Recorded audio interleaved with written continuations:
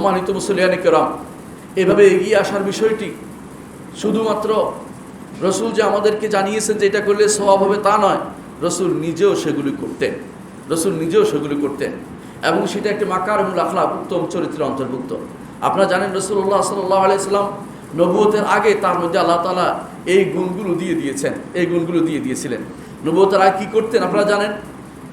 যখন খাদিজা রাদিয়াল্লাহু আনহার কাছে এসে বললেন জাম্মিলুনি, আমাকে চাদর দিয়ে ঢেকে দাও, আমার মনে হয় আমি আর বাঁচবো না। কারণ তাকে যেভাবে চেপে ধরেছে তিনি ভয় পেয়ে গেছিলেন, বেশি কষ্ট পাচ্ছিলেন, কারণ তাকে তো 3 বার চেপে ধরা হয়েছিল। তখন তিনি বলেছিলেন, খাদিজা রাদিয়াল্লাহু আনহা বলেছিলেন, ওয়াল্লাহি লা ইউখজিকাল্লাহু আবাদান, আল্লাহ শপথ করে বলছি আল্লাহ আপনাকে কখনো অপমানিত করবেন না। ইন্নাকা লা তাসিলুর রাহিম, আপনি আত্মীয়তার সম্পর্ক বজায় রাখেন, কর্তন করেন না। এইটা দেখেন মানুষের কাজে বের হওয়া। ওয়া তাসদুকুল হাদিস, মানুষের সাথে সত্য কথা বলেন। ওয়া তুকরিদ দাইফ, এবং আপনি মেহমানদারি করেন, এটাও মানুষের জন্য উপকারী কাজ। দয় করতে হইল ওই সমস্ত মেহমান যারা আপনার আত্মীয় নয়, আর আত্মীয়দের দেখা তো আরও বড় ওয়াজিব, আরও বড় কর্তব্য। ওই সমস্ত মেহমান আত্মীয় নয় কিন্তু আপনার কাছে এসেছে, তাদের প্রতি মেহমানদারি করে, এটার নাম হচ্ছে কেরাউদ দাইফ। এবং এইটাও রাসূলুল্লাহ সাল্লাল্লাহু আলাইহি ওয়াসাল্লাম তার নবুয়তের আগেও সেটা করতেন। আরও কি করতেন?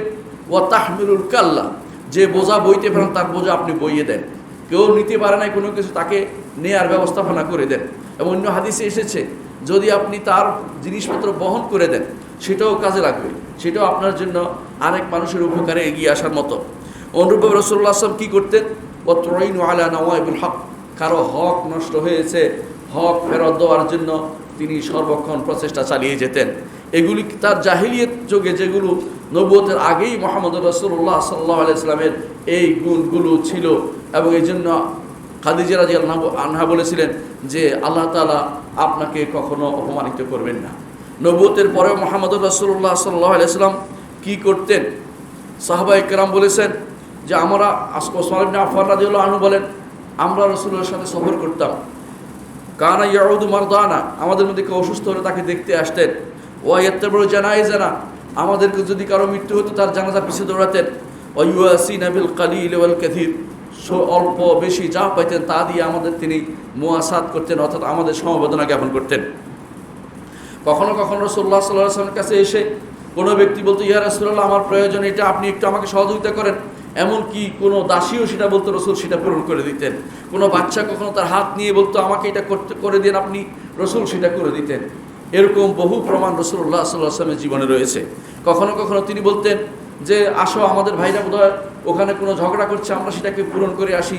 ঝগড়া বিবাদ মিটানোর জন্য রাসূলুল্লাহ সাল্লাল্লাহু আলাইহি ওয়াসাল্লাম মাঝে মধ্যে চলে যেতেন। অনুরূপভাবে রাসূলুল্লাহ সাল্লাল্লাহু আলাইহি ওয়াসাল্লাম কখনো কখনো রুগী দেখতেও যাইতেন। সেই ঘটনা আপনাদের জানা আছে। একবার তিনি গিয়েছিলেন, তার এক খাদেম ছিল, ইহুদি খাদেম, সে যখন মৃত্যু হইতে যাচ্ছিল, রাসূলুল্লাহ সাল্লাল্লাহু আলাইহি ওয়াসাল্লাম তার কাছে গেলেন এবং তাকে ইসলাম পেশ করলেন।